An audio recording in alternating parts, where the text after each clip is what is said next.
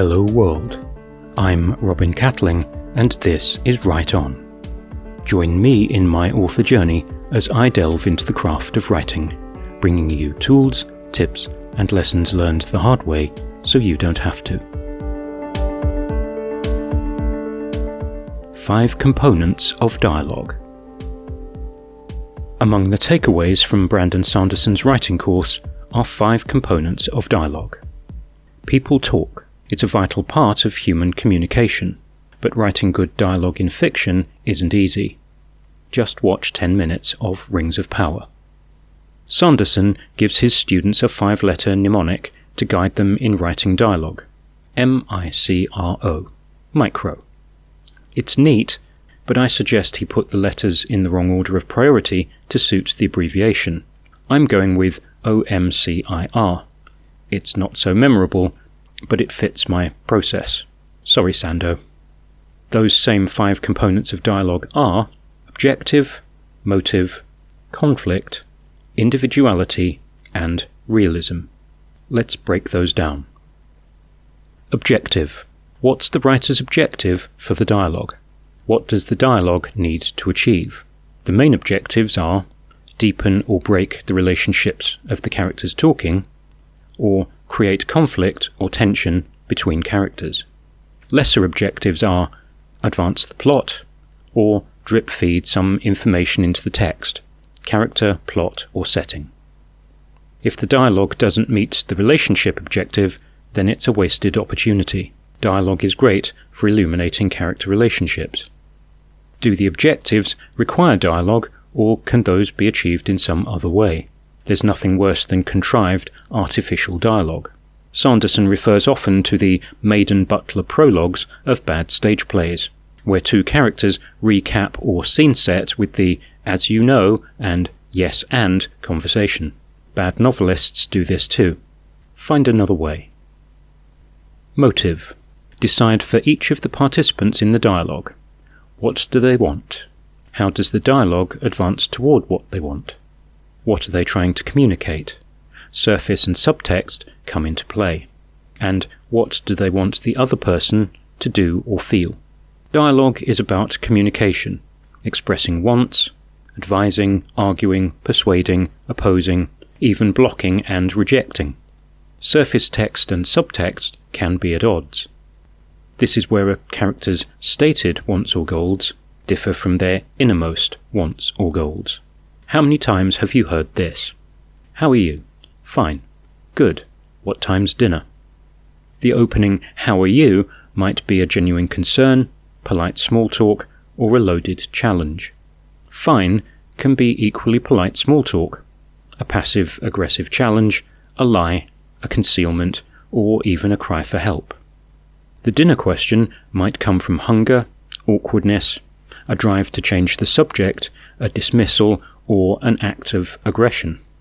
Those 3 lines of dialogue, heavily loaded in any number of ways, pivot the scene according to the character's motives.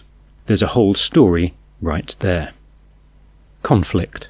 Dialogue in fiction without conflict is dry and empty, beginning with agreement which breaks down, or disagreement which comes to resolution. Either way, there has to be difference. Dialogue is about argument and debate. Without it, there's no tension. Conflict arises from wants, ideas, identities, and character traits like pride and prejudice. Yes, collect a sticker. Explore difference and you get sparkling dialogue. You don't need constant fireworks, explosions and drama. Sparks, fizz, tension, undercurrents, these all work in dialogue. Often it's the opposition left unsaid that elevates a conversation. Harold Pinter made a career out of the short line and long pause. Individuality. The key to identifying with the characters is individuality. This includes modes of speech, that is, word choice, construction, tone. Then there's accents, dialects, registers, by which we mean formal or informal, social hierarchy, rank, privilege, age, and gender. Dialogue needs to deliver distinct character voices. We should be able to tell which is the 60-year-old priest and which is the 15-year-old parishioner. the rookie cop versus the gang member, or the CEO and the janitor, the school geek and the sports jock. Handle accents and dialects with care. One can fall into comedy, the other to incomprehension. Realism. What is realistic in conversation?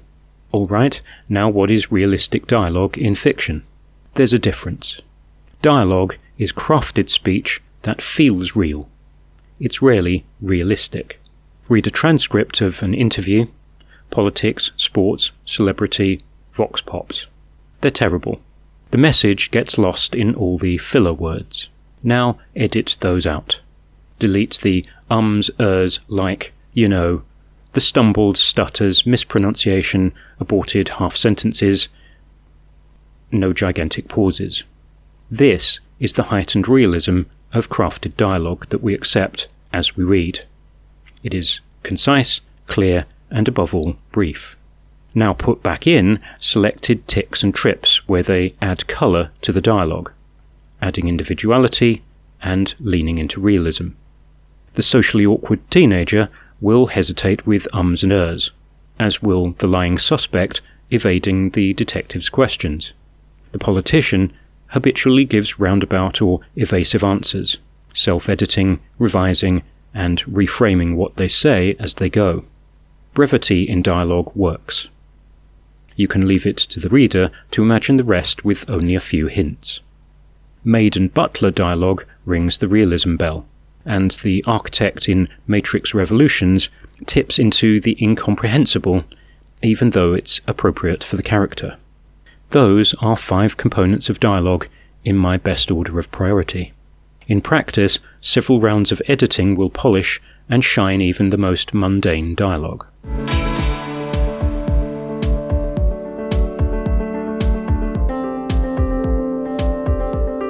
That's all for this time. Thanks for stopping by. You can like and subscribe to the channel, or visit robincatling.info to check out the blog.